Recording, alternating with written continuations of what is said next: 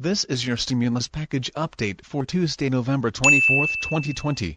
Hopes for another large round of federal assistance for Americans hurt by the coronavirus pandemic are reviving, with President-elect Joe Biden calling on Congress to come together and pass a coronavirus relief package. With many pandemic aid programs running out of funding or set to expire in December, many laid-off workers, small businesses and others face the prospects of more financial hardship without further government help. Although many analysts expect lawmakers to eventually set aside their partisan differences and pass another stimulus bill, the size and timing of a measure remain uncertain.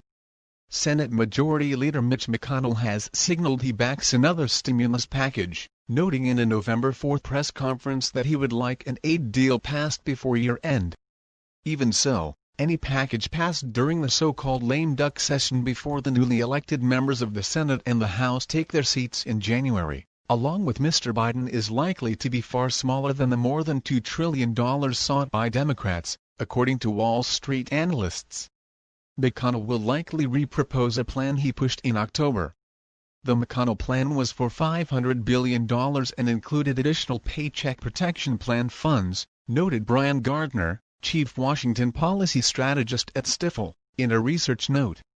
Republicans may push for a smaller package given Pfizer's announcement earlier this month that its human trials suggest its coronavirus vaccine is 90% effective at preventing coronavirus infections, Gardner added. And on Monday, Moderna said its coronavirus vaccine is 94.5% effective, according to preliminary data from the company's ongoing study. The availability of a vaccine would significantly boost hiring, incomes and other measures of economic growth, reducing the need for a massive stimulus bill, some GOP lawmakers contend.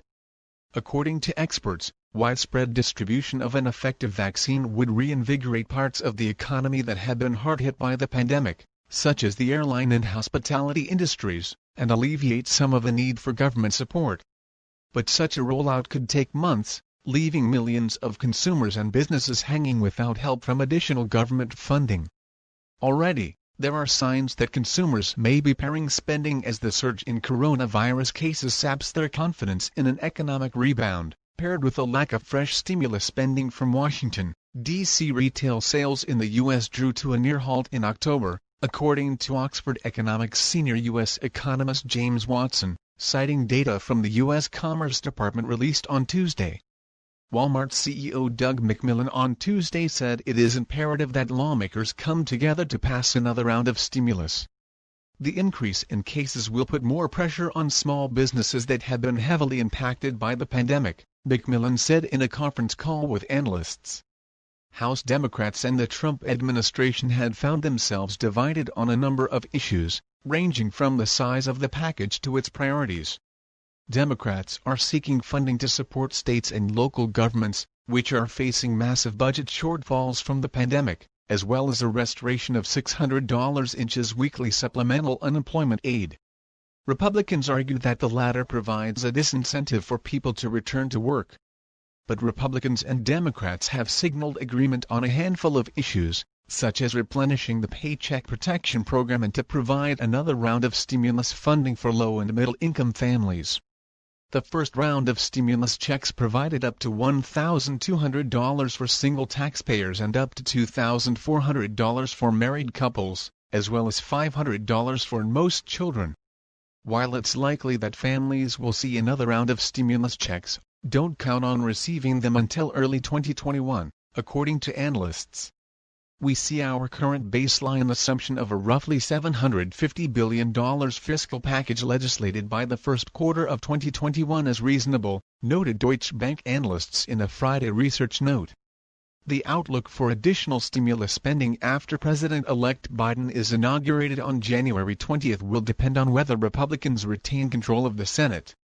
If Democrats don't succeed in the January 5 runoffs for 2 Georgia Senate seats, the Republicans will maintain control, making it less likely that President Biden could pass and sign a major stimulus effort. For months, Republicans and Democrats have disagreed on the size of the next stimulus package. McConnell had floated a slimmed-down proposal from Republicans, which carries a price tag of more than $500 billion. The Democrat-controlled House, meanwhile, had passed a $2.2 trillion stimulus bill in October, and the White House countered with a $1.8 trillion proposal. House Speaker Nancy Pelosi rejected that $1.8 billion offer, arguing that it did not do enough on provisions such as testing and tracing and on funding for child care. Treasury Secretary Stephen Mnuchin has said the administration's priority is to use $300 billion left from the Coronavirus Aid, Relief and Economic Security, or CARES, Act to fund a Paycheck Protection Program with $130 billion, as well as to provide aid to the ailing airline industry. Economists warn that failing to inject another dose of fiscal stimulus could stall the recovery, given the ongoing pandemic and economic headwinds. Job growth around the U.S. is slowing as big businesses continue to lay off workers, with the airline industry cutting tens of thousands of jobs last month. Without faster job growth, unlikely at this stage of the recovery, or increased fiscal aid, households, businesses and state and local governments will be increasingly susceptible to a deterioration of the health situation, noted Gregory Ducko, chief U.S. economist at Oxford Economics. With the pandemic showing few signs of abating and earlier government aid now running out, many businesses and households are facing a financial crunch. 1 in 3 U.S. adults struggled to pay for basic expenses like food and rent at the end of September, according to the Center on Budget and Policy Priorities, a liberal-leaning think tank. After the virus erupted in the U.S. this spring, the Coronavirus Aid, Relief and Economic Security Act had distributed some 160 million checks to Americans, offering cash payments of $1,200 for individuals and $2,400 for married couples, up to some income limits. Another boost of $1,200 per adult would certainly help alleviate financial stress, yet that one-time payment would only go so far, a month's rent, for instance, or help with groceries and other bills. As with the initial round of checks, they would be distributed to everyone earning less than $75,000 per single taxpayer or $150,000 per married couple, regardless of whether they lost work or income. Economists say other relief policies have proved more effective at boosting the economy. For instance, an extra $600 inches weekly unemployment pay helped bolster households that had suffered job or income losses until it expired in July. In May alone, the program boosted personal income by $842 billion, according to the Economic Policy Institute. That money helped support local businesses, keeping the economy from collapsing under the impact of lockdowns. Meanwhile, an extra $300 inches weekly unemployment aid that Mr. Trump had ordered is already depleted in most states, according to UNEMPLOYMENTPUA.com, which tracks the program.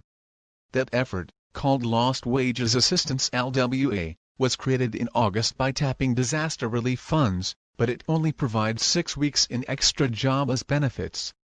Thanks for watching. Do us a favor and hit the subscribe button at the bottom, so you can get notifications as soon as we post them.